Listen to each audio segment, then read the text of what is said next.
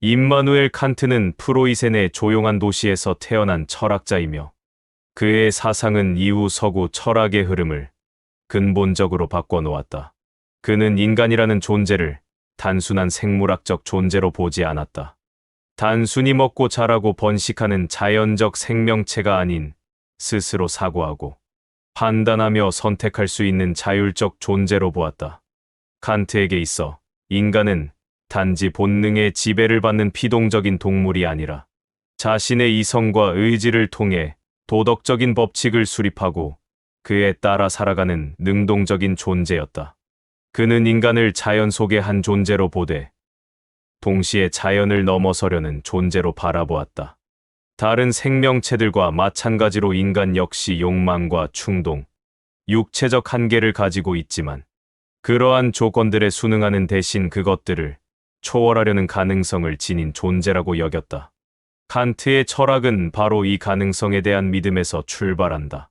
인간은 단순히 환경에 반응하는 존재가 아니라 자기 스스로를 규정하고 그 규정을 따르려는 의지를 가진 존재라는 것이다. 그의 사상은 특히 인간의 이성적 능력에 대한 깊은 신뢰 위에 세워져 있다. 칸트는 인간이 단지 감정이나 본능에 따라 움직이는 것이 아니라 상황을 분석하고 그 안에서 옳고 그름을 판단할 수 있는 능력을 갖추고 있다고 보았다. 이성은 그 자체로 하나의 도덕적 기준이 될 수 있으며 모든 인간이 공통으로 가진 이성은 보편적인 도덕 법칙을 형성할 수 있는 기초라고 여겼다. 이러한 이성의 보편성은 칸트 철학의 핵심이자 윤리적 사유의 근간이 되었다. 이러한 사고는 인간의 존엄성과도 깊이 연결된다. 인간은 이성적 판단을 통해 도덕적 선택을 할 수 있는 존재이기 때문에 그 자체로 존중받아야 하며 어떤 외부의 목적을 위한 수단으로 전락해서는 안 된다고 칸트는 주장했다. 이는 곧 모든 인간이 자신의 목적을 설정하고 그 목적을 향해 자유롭게 나아갈 수 있는 권리를 가진다는 것을 의미한다. 그에게 있어 인간의 자유는 단순한 제약의 부재가 아니라 스스로 도덕 법칙을 수립하고 그것을 실천하려는 의지의 표현이었다. 그는 자유를 단순한 방종이나 본능의 해방으로 보지 않았다. 오히려 자유는 인간 내면에서 자율적으로 탄생하는 규율의 실천이었다. 즉, 인간은 외부의 명령이나 타인의 지시에 따라 움직이는 존재가 아니라 스스로 옳다고 판단한 도덕적 원칙에 따라 행동하는 존재라는 것이다.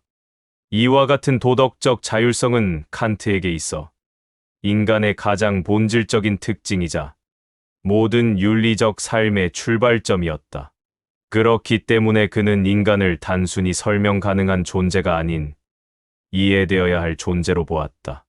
인간은 그저 원인과 결과로 분석될 수 있는 기계적 체계가 아니라 스스로 목적을 세우고 그 목적을 실현하려는 존재라는 점에서 고유한 가치를 지닌다.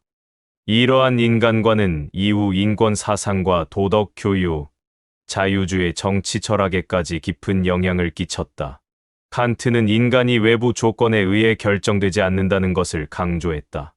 어떤 환경 속에서 자라났는가, 어떤 교육을 받았는가, 혹은 어떤 감정을 느끼는가보다는 그 사람이 어떤 도덕적 결단을 내리고 어떤 기준에 따라 행동하는지가 그 사람의 가치를 결정짓는다고 보았다. 즉, 그는 인간의 내면을 가장 중요한 판단 기준으로 삼았으며 그 내면은 이성에 의해 구성된다고 여겼다. 그러므로 인간의 존엄은 외적인 성공이나 조건이 아니라 내면의 도덕적 의지에서 비롯된다고 말할 수 있다. 이러한 관점은 인간 존재에 대한 깊은 신뢰와 기대를 보여준다. 인간이 자율적으로 사고하고 스스로를 규율할 수 있다는 믿음은 당시의 절대주의 정치 체제나 맹목적인 종교 권위에 대한 비판으로 이어졌으며 인간 개인의 도덕적 주체성을 강조하는 계기가 되었다. 인간은 신의 뜻이나 왕의 명령에 따라 살아가는 존재가 아니라 자기 자신에게 책임을 지며 스스로 도덕을 실천해야 하는 존재라는 것이다. 이처럼 칸트의 인간관은 근대적 자율성 개념의 정초라고 할 수 있다. 또한 그는 도덕이 인간의 욕망이나 쾌락을 충족시키기 위한 수단이 되어서는 안 된다고 주장했다. 도덕은 어떤 보상을 기대하며 실천하는 것이 아니라 그 자체로 옳기 때문에 실천해야 하는 원칙이다. 다시 말해, 도덕적 행위는 그 행위의 결과가 아니라 그 행위가 갖는 내적인 정당성에 의해 평가되어야 한다는 것이다. 이는 당시의 공리주의적 윤리관, 즉 최대 다수의 최대 행복이라는 원칙에 기반한 도덕 체계와는 근본적으로 다른 입장이었다. 이처럼 칸트는 인간을 도덕적 법칙을 창출하고 실천할 수 있는 능동적인 존재로 이해했다. 그는 인간이 자기 안에 보편적 도덕 법칙을 지니고 있으며 이를 실현하려는 의지를 통해 삶의 의미를 찾을 수 있다고 믿었다. 따라서 인간은 단순히 살아가는 존재가 아니라 스스로의 행위에 책임을 지며 끊임없이 더 나은 존재로 나아가려는 윤리적 주체라는 것이다. 이러한 사상은 오늘날에도 여전히 유효하며 인간이란 어떤 존재인가를 묻는 모든 철학적 질문의 출발점이 된다. 도덕이란 무엇일까? 우리는 일상에서 누군가의 행위를 도덕적이라고 평가하거나 비도덕적이라며 비판하기도 한다. 이때 우리는 대부분 감정이나 습관, 종교적 신념 또는 사회의 관습에 따라 판단을 내린다.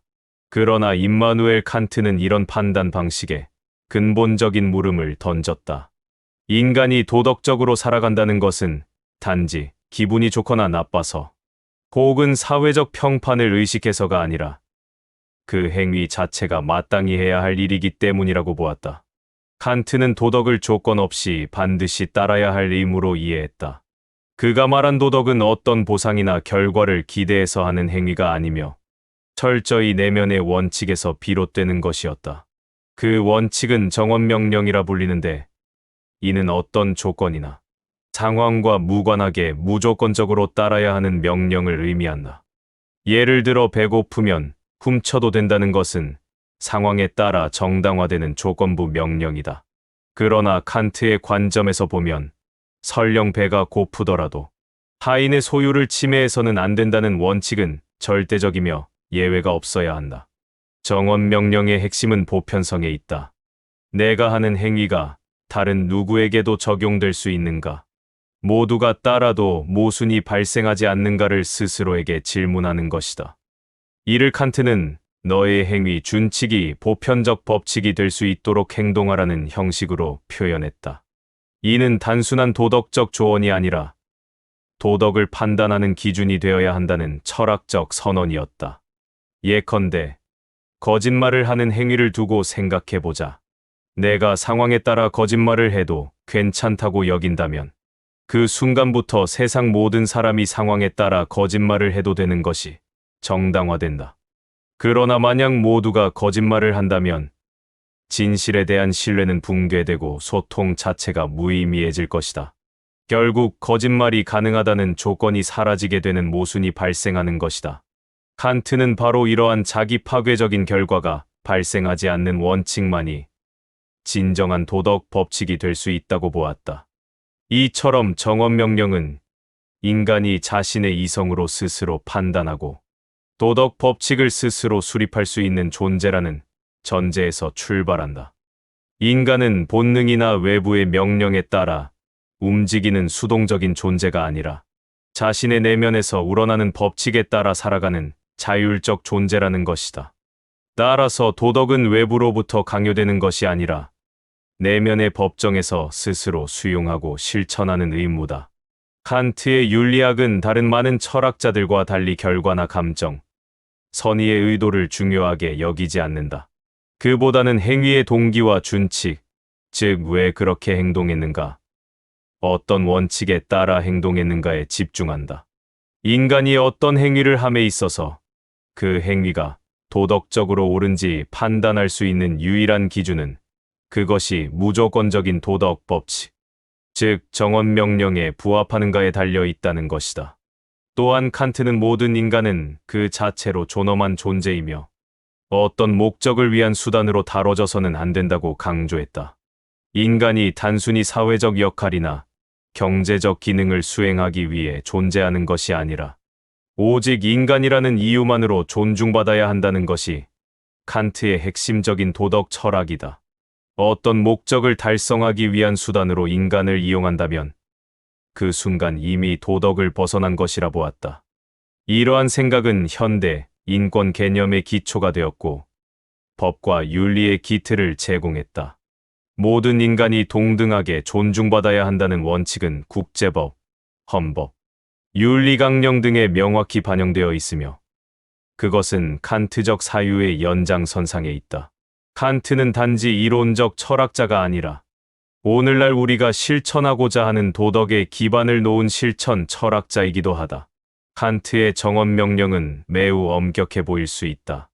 어떤 상황에서도 진실을 말해야 하며 조건이나 결과는 중요하지 않다는 주장에 많은 사람들이 부담을 느낀다.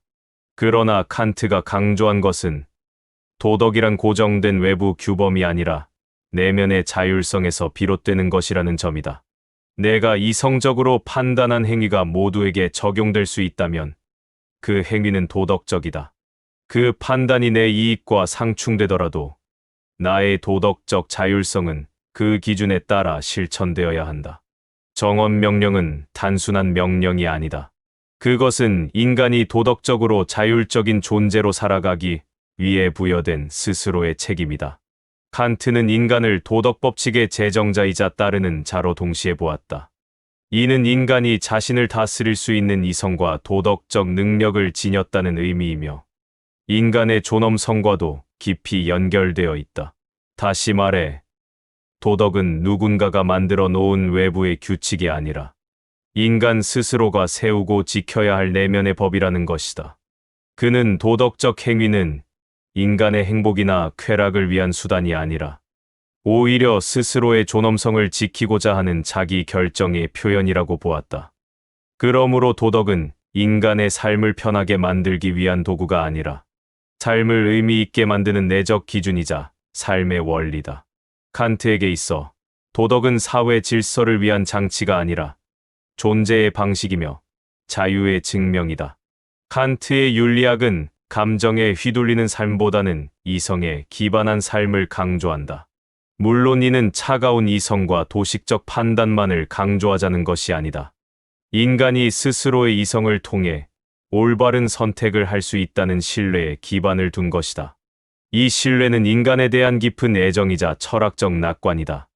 인간은 욕망에 휘둘리는 나약한 존재가 아니라 도덕적으로 자율성을 발휘할 수 있는 존재라는 강한 믿음에서 칸트 윤리는 출발한다. 그렇기 때문에 칸트의 윤리는 인간을 단지 법과 제도에 따르게 만들기 위한 도구가 아니라 인간 내면의 가능성을 믿고 그 가능성을 실현하게 만드는 철학적 토대다. 인간은 자신 안에서 법칙을 세우고 그 법칙에 따라 자유롭게 행동할 수 있는 존재이며 이 자유는 외부의 무질서한 자유가 아니라 도덕적 자유다. 이것이 바로 칸트가 말한 실천 이성의 자율성이다.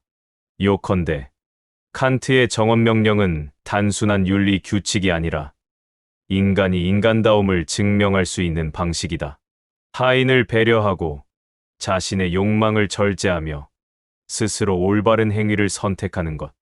그것은 단지 착한 사람이 되기 위한 노력이 아니라 나라는 존재가 철학적 주체로서 스스로를 성립시키는 가장 근원적인 행위인 것이다.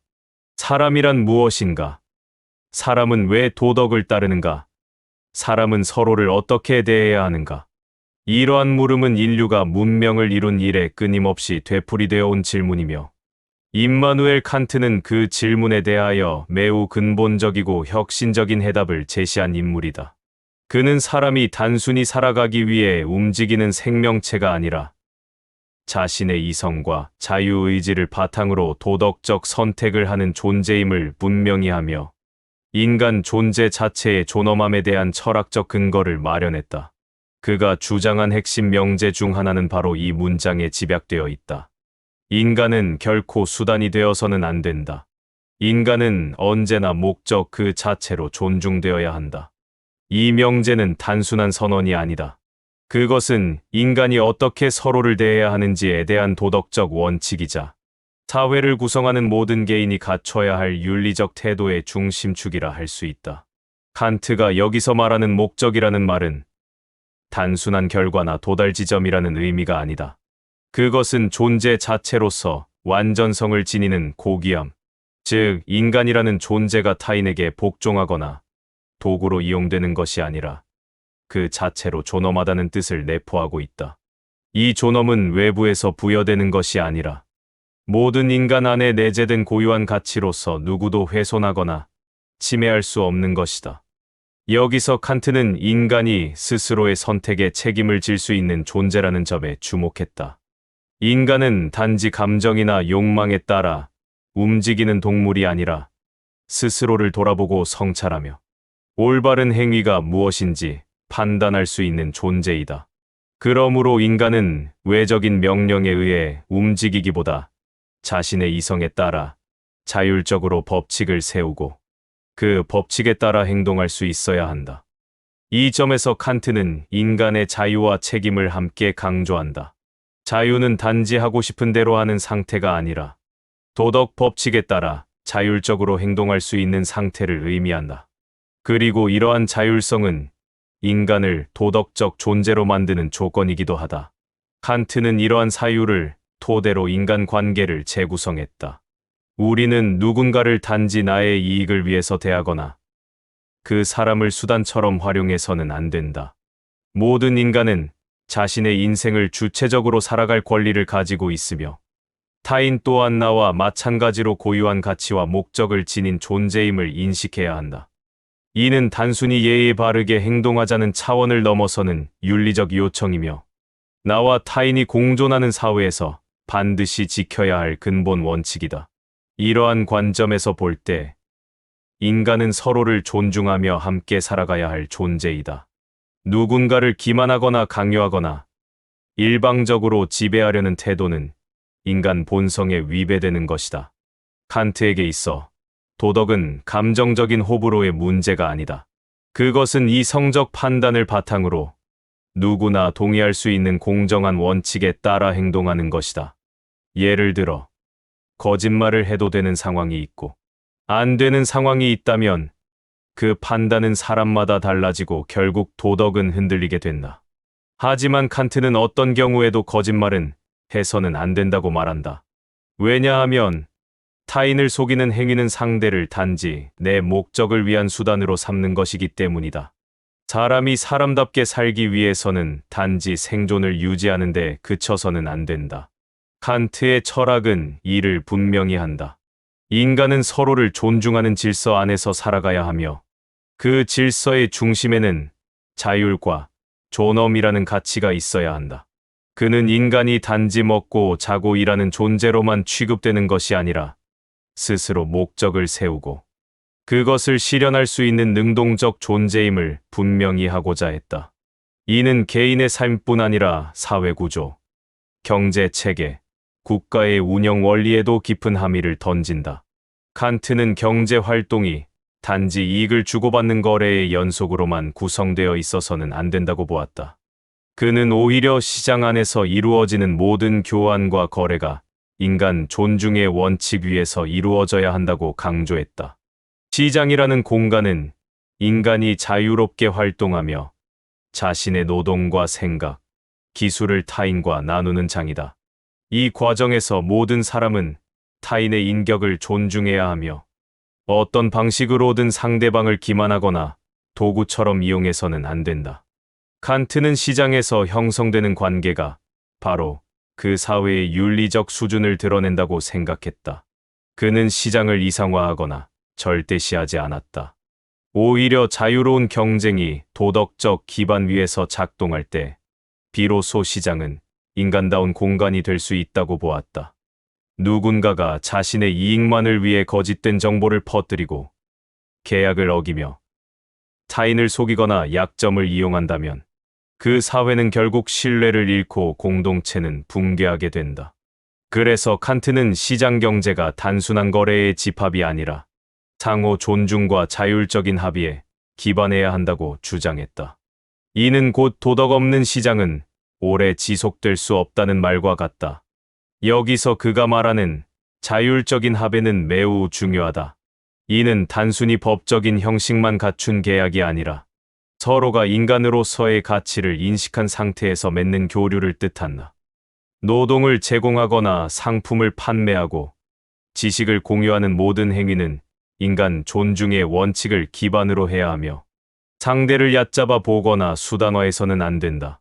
그렇게 할 때만이 그 교환은 단지 이익이 오고 가는 것을 넘어선 인격과 인격 사이의 도덕적 신뢰를 형성하는 순간이 된다.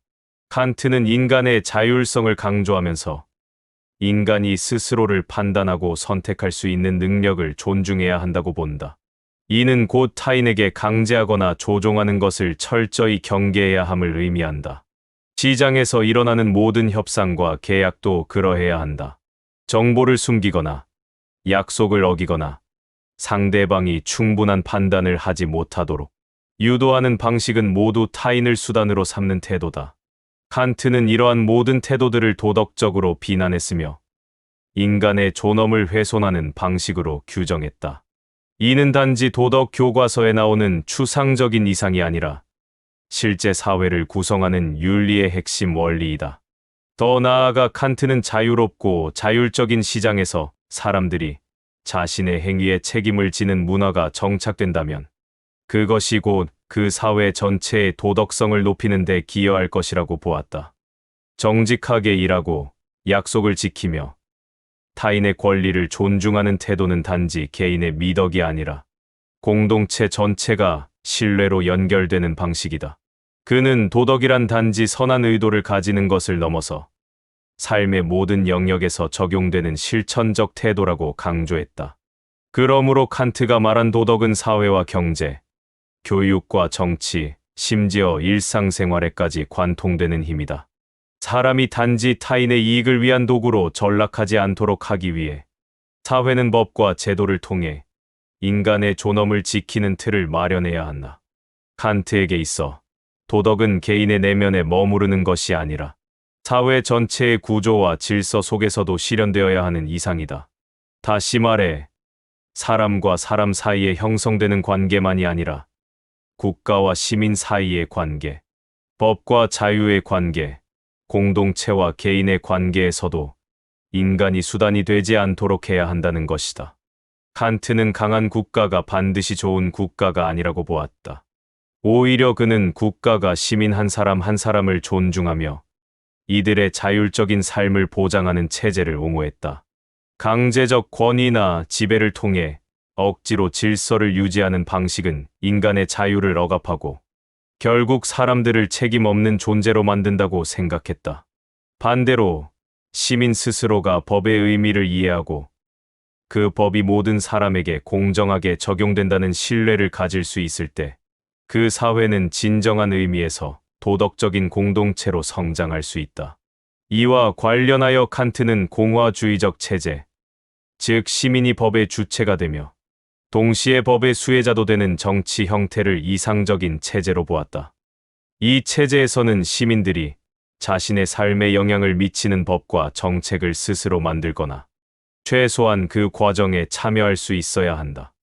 이는 단순한 참정권의 문제가 아니다. 인간은 자율적인 존재이기 때문에 자신의 삶에 대한 결정이 타인에 의해 일방적으로 내려지는 상황에 처해서는 안 된다는 윤리적 명제가 여기에 깔려 있다. 칸트가 보기에 진정한 정치적 자유란 단지 권리를 행사하는 것이 아니라 도덕적 판단의 주체가 되는 것을 의미한다.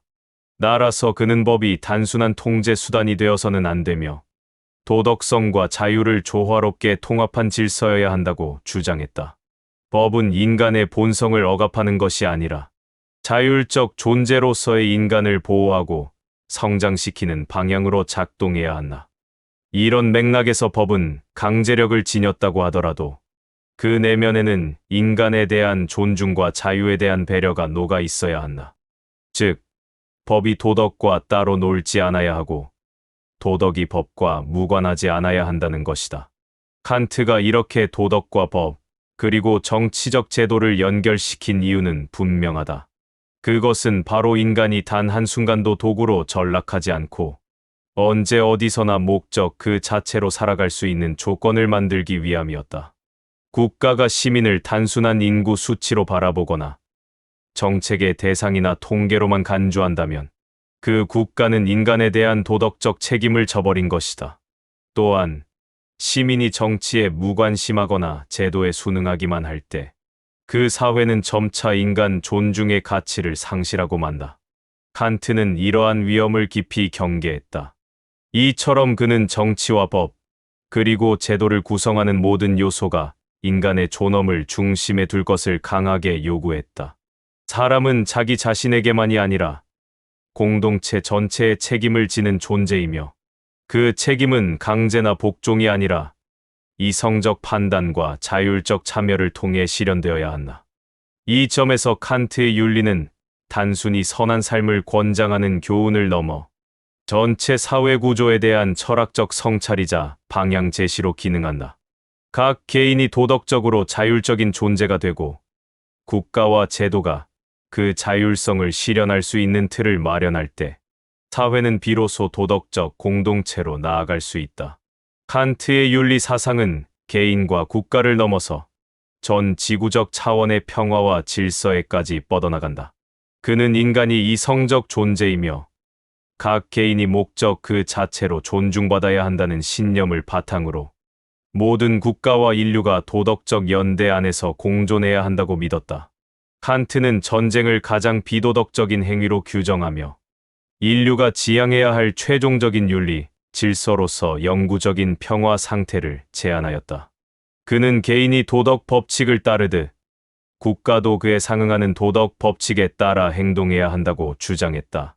그가 주장한 평화는 단순히 총과 무기가 사라지는 상태를 뜻하지 않았다.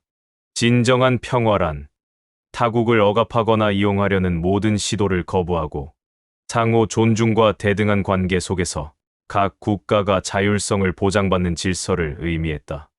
이를 실현하기 위해 칸트는 세 가지 조건을 강조했다.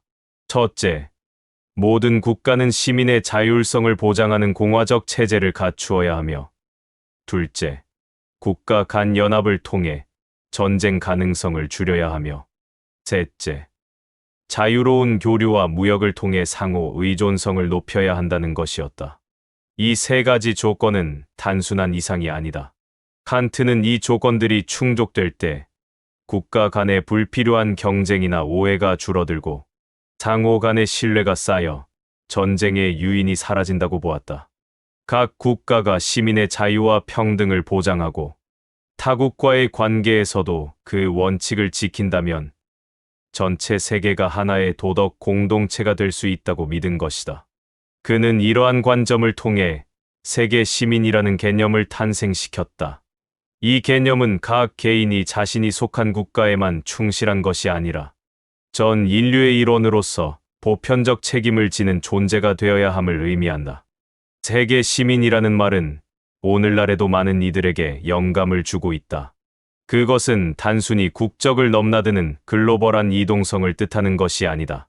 칸트가 말한 세계 시민은 타인의 고통에 무관심하지 않고 정의와 평화를 위해 책임을 지는 윤리적 존재다. 국가의 이익을 절대시하지 않으며 전 인류의 공존과 미래를 함께 고민할 수 있는 도덕적 감수성을 지닌 사람을 말한다. 이 세계 시민의 태도는 궁극적으로 전쟁을 막고 협력을 증진하며 인류가 더 높은 단계로 나아가는 토대를 제공한다. 그렇기에 칸트는 자유무역과 국제협력을 단순한 경제적 전략이 아니라 도덕적 진보를 위한 기제로 보았다. 국가 간의 교류가 활발해지고 문화와 가치가 서로 섞이고 사람들이 타인을 단지 외국인으로만 보지 않게 되는 경험이 늘어날수록 인간은 자신이 속한 경계를 넘어설 수 있다. 그는 인간이 경계를 넘을 수 있는 존재이며 편협한 충성심이나 배타적 태도를 극복할 수 있는 도덕적 능력을 지녔다고 믿었다.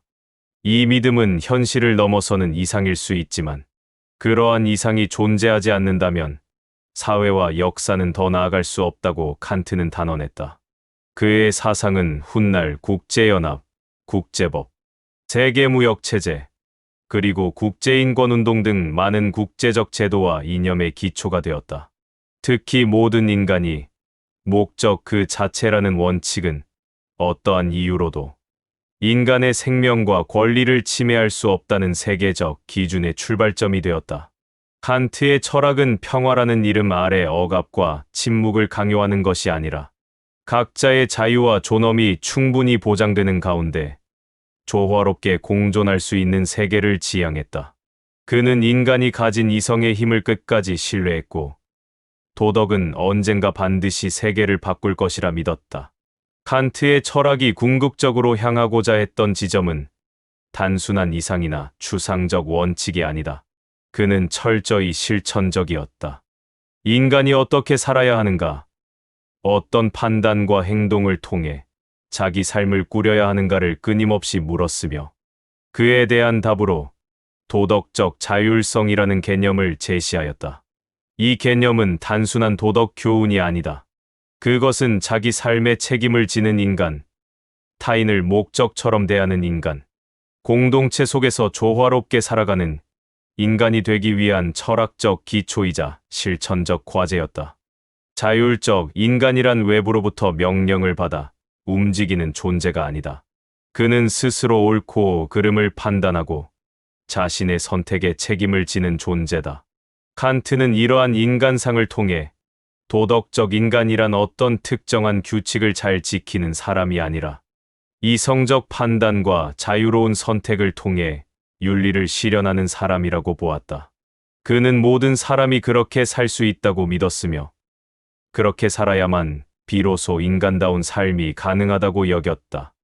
이때의 삶은 단순히 오래 사는 것, 편하게 사는 것이 아니라 자신의 행위를 통해 세상에 의미를 더하는 존재가 되는 것을 뜻한다.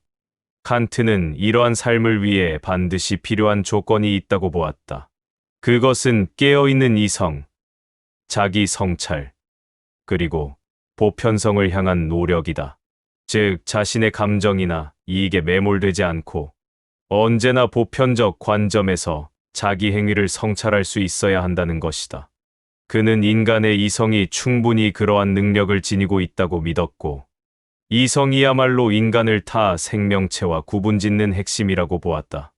이성은 단지 계산하거나 분석하는 도구가 아니라 도덕을 구성하고 윤리를 실현하는 힘이다. 따라서 이성을 충분히 발휘하지 않는 삶은 도덕적으로도 불완전한 삶일 수밖에 없다. 이런 맥락에서 칸트는 인간의 완성이란 지속적인 자기 극복과 도덕적 성장을 통해 도달할 수 있는 과정이라고 보았다. 그는 인간이 완벽할 수는 없지만 완벽을 향해 나아갈 수는 있다고 믿었다.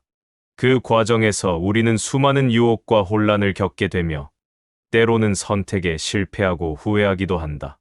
하지만 중요한 것은 방향이다. 칸트는 윤리적 인간은 실수하지 않는 존재가 아니라 실수를 통해 더욱 깊은 윤리적 자각에 이르는 존재라고 보았다. 자기 자신을 날마다 돌아보고 어제보다 더 나은 결정을 하려는 의지가 바로 도덕의 핵심이라는 것이다. 마지막으로 칸트는 모든 인간이 그러한 윤리적 여정을 걷는 존재라고 믿었다. 그는 인간이 타고난 존엄을 스스로 실현하기 위해 노력할 때 그 존재는 비로소 자기 삶의 주인이 된다고 생각했다. 이때 인간은 단순한 생존자가 아니라 도덕을 살아내는 실천자가 된다. 칸트에게 윤리란 따로 존재하는 것이 아니라 사람의 말과 행동, 선택과 책임, 관계와 결단 속에서 현실화되는 것이다. 인간은 단지 목적일 뿐만 아니라 스스로를 목적으로 삼는 존재이며 그 자율적 삶 속에서 진정한 의미를 발견하게 된다.